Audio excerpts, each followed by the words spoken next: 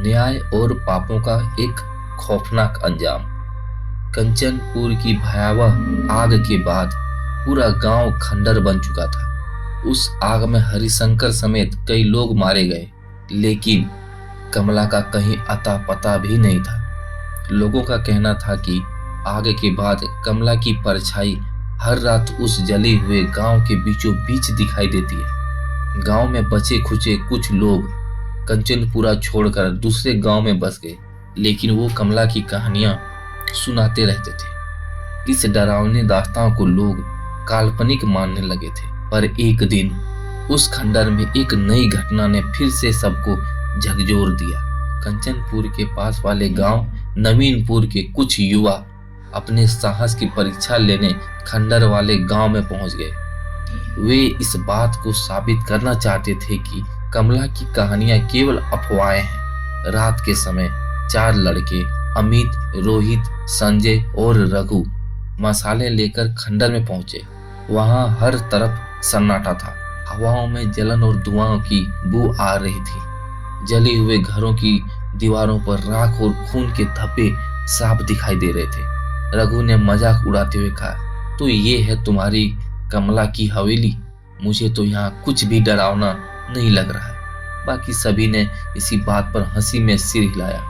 लेकिन जैसे ही वे गांव के बीचों बीच पहुंचे, अचानक हवा ठंडी हो गई, मसाल की लो टिमटिमाने लगी और वातावरण में एक अजीब सा सन्नाटा सा छा गया।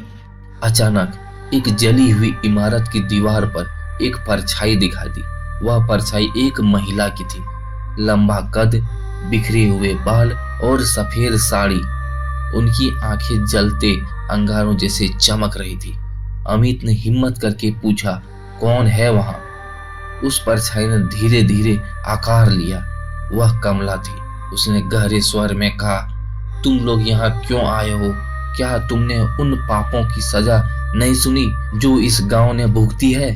संजय ने डरते हुए कहा, हाँ, मैं तो बस यह देखने आया था कि ये सब सच है या नहीं।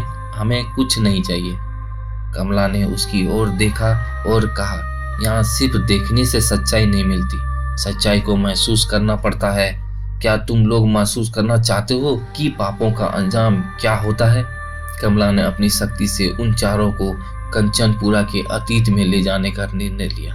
अचानक खंडर गांव गायब हो गया और उनके सामने वही पुराना समृद्ध गांव दिखाई देने लगा।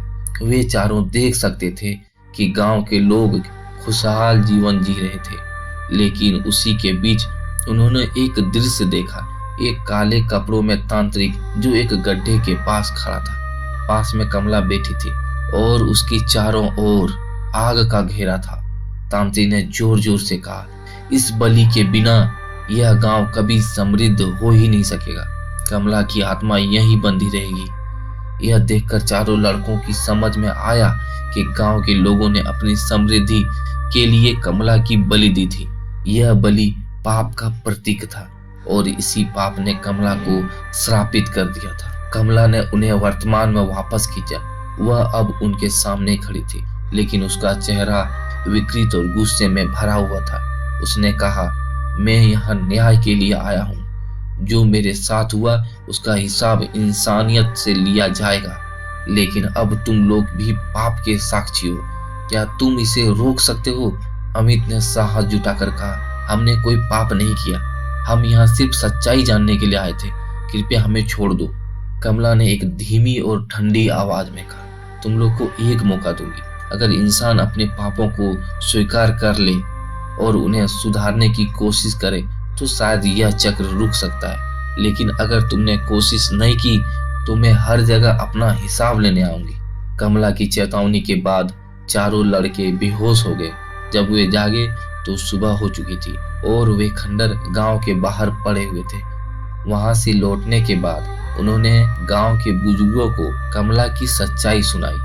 अमित ने कहा, हमें अपनी गलतियों को सुधारने की जरूरत है, नहीं तो कमला का कहर सिर्फ कंचनपुरा तक सीमित नहीं रहेगा।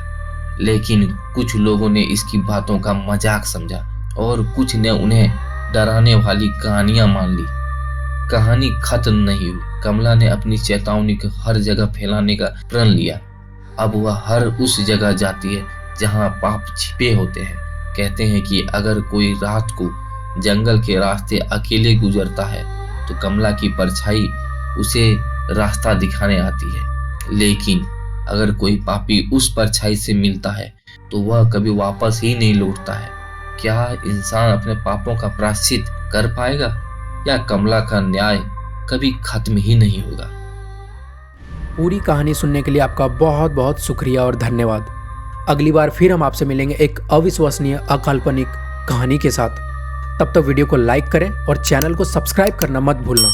और अगर आपके पास भी ऐसी कोई अद्भुत और अविश्वसनीय कहानी है जो आप हमें सुनाना चाहते हैं तो आप हमें व्हाट्सएप, टेलीग्राम या ईमेल के जरिए भी हमें भेज सकते हैं।